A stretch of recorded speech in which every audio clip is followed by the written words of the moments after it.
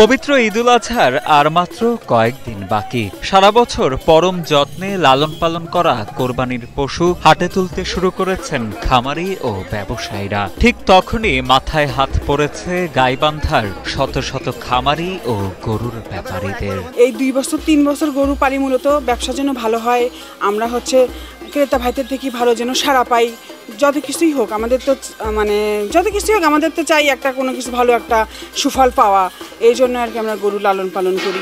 এখানে লালন পালন করতে গেলে তো প্রচুর খাটনি, প্রচুর। হাজব্যান্ড হয় আমরা দুইজন মিলিয়ে এখানে দেখাশোনা করি, এর পরিচর্যা করি, যেন আমরা দুটো পয়সা ভালো লাভবান হতে পারি। তবে আশানুরূপভাবে এবার আমরা তত সাড়া পাচ্ছি না ক্রেতা ভাইদের থেকে। তবে যদি এখন দেখা যায় যদি শেষের দিকে এসে কিছু হয়। জানা যায় গাইবান্ধার 41টি স্থায়ী ও অস্থায়ী হাটে গড়ে উঠছে নানা জাতের নানান আকৃতির। মানুষের ভিড়ও রয়েছে উপচে পড়া। জেলায় এবার জনসংখ্যার অনুপাতে কোরবানির উপযোগী গরুর চাহিদা 1,23,051টি। সেখানে রয়েছে 1,45,381টি গরু। অবশিষ্ট থেকে যাবে 22,325টি। এছাড়া বাইরে থেকে আসা গরুর আমদানিও প্রচুর। কিন্তু ক্রেতারা মূল্যবৃদ্ধির কারণে অপেক্ষা করছেন শেষ সময়ের জন্য। এমত অবস্থায় বড় সংকটে আছেন 16,759 জন খামারি। একটা গরু দিয়ে আমার জীবনের প্রথম গরু শুরু, এবং এখন আমি 161টা গরুর মালিক এবং দীর্ঘ 20 বছর যাবৎ এই ব্যবসার সঙ্গে আমি জড়িত।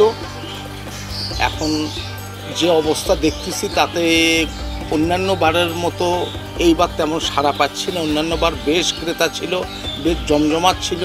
কেন জানি এইবার এখন পর্যন্ত তেমন ক্রেতাদের সাড়া নেই। খামারি ও গরুর ব্যাপারীদের অভিযোগ, এবারের বাজার খামারি বা গরুর ব্যবসায়ীদের অনুকূলে নেই, কারণ বেচা কেনার অবস্থা মোটেও ভালো নয়। শহরে, বন্দরে, হাটে, মার্কেটের মধ্যে ঘুরি দেখি তো কেন ঈদের আমেজটাই নেই। এরকম সময় আমি 25, 30টা, 40টা গরু বিক্রি করছি। এবার মাত্র এখন পর্যন্ত আমি 3টা গরু বিক্রি করছি। কেন জানি হাটেও ঘুরলাম, হাটেও এই একই অবস্থা, আমার ফার্মেরও একই অবস্থা। এছাড়া গাইবান্ধায় 165টি চর থেকেও আসে বিশাল গরুর বহর। তারা কোরবানির ঈদকে কেন্দ্র করেই গরু পালন করেন। এই গরুই তাদের প্রধান অবলম্বন। কিন্তু এবার নদ নদী পেরিয়ে জেলার বিভিন্ন হাটে গরু নিয়ে এসে ন্যায্য দাম না পেয়ে তাদের কণ্ঠেও ঝরে পড়ছে হতাশা। গরু বিক্রির যে বিষয়টা, আমাদের প্রতি বছর ঈদের আগে আমরা একটা হীনমন্যতায় বলেন বা একটা অনিশ্চয়তায় ভুগি। কারণ সবচেয়ে বড় চ্যালেঞ্জটা এটাই মনে হয় যে আমরা গরুটা যে বিক্রি করব এটা থেকে কিছু প্রফিট আসবে কি না। কারণ স্পেশালি বর্তমান বাজারে খাবার দাবার, গরুর যে খাদ্য উপাদানগুলো রয়েছে এগুলো সবই খুবই চড়া মূল্যে আমাদেরকে কিনতে হয়। জেলার অন্যতম খামার নন্দন কানন ক্যাটল ফার্মে রয়েছে 161টি গরু। সেগুলোর দাম নির্ধারণ করা হয়েছে 80-90 হাজার টাকা থেকে শুরু করে 1,50,000 টাকা পর্যন্ত। এখনো পর্যন্ত তাদের বিক্রিত পশুর সংখ্যা হাতে গোনা মাত্র 5 থেকে 6টি। এমনকি খামারের একমাত্র বিশাল দেহী ফ্রিজিয়ান গরু মহেশের ক্রেতাও খুঁজে পাওয়া যাচ্ছে না। তাই মাথায় হাত পড়েছে খামারে কর্মরত কর্মচারী ও মালিকদের। এছাড়া জেলার অন্যান্য খামারগুলোর বিক্রির পরিস্থিতিও অনেকটা এমন। আমার যে মহেশটা আছে এটা একমাত্র ফ্রিজিয়ান গরু। এটা 8.5 মণ 9 মণের মতো। মানুষের রেঞ্জের উপর ভিত্তি করেই আমি মোটামুটি গরু লালন পালন করি।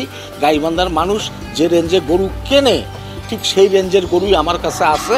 তবে প্রাণী সম্পদ বিভাগ বলছে এবার অনলাইনে কোরবানির পশু কেনার চাইতে সরাসরি হাটে বা খামারে উপস্থিত হয়ে গরু কেনার প্রবণতা ক্রেতাদের মধ্যে বেশি।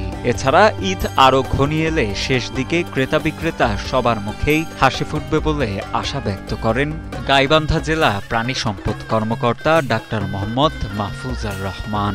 আসন্ন কোরবানি ঈদকে সামনে রেখে গাইবান্ধায় 16,759 জন খামারি গরু হৃষ্টপুষ্টকরণ করছে। জেলার চাহিদা 1,23,051 বিপরীতে 1,45,381টি কোরবানির পশু প্রস্তুত আছে। উদ্বৃত্ত 22,330টি গবাদি পশু জেলার বাইরে আমরা সরবরাহ করতে পারব।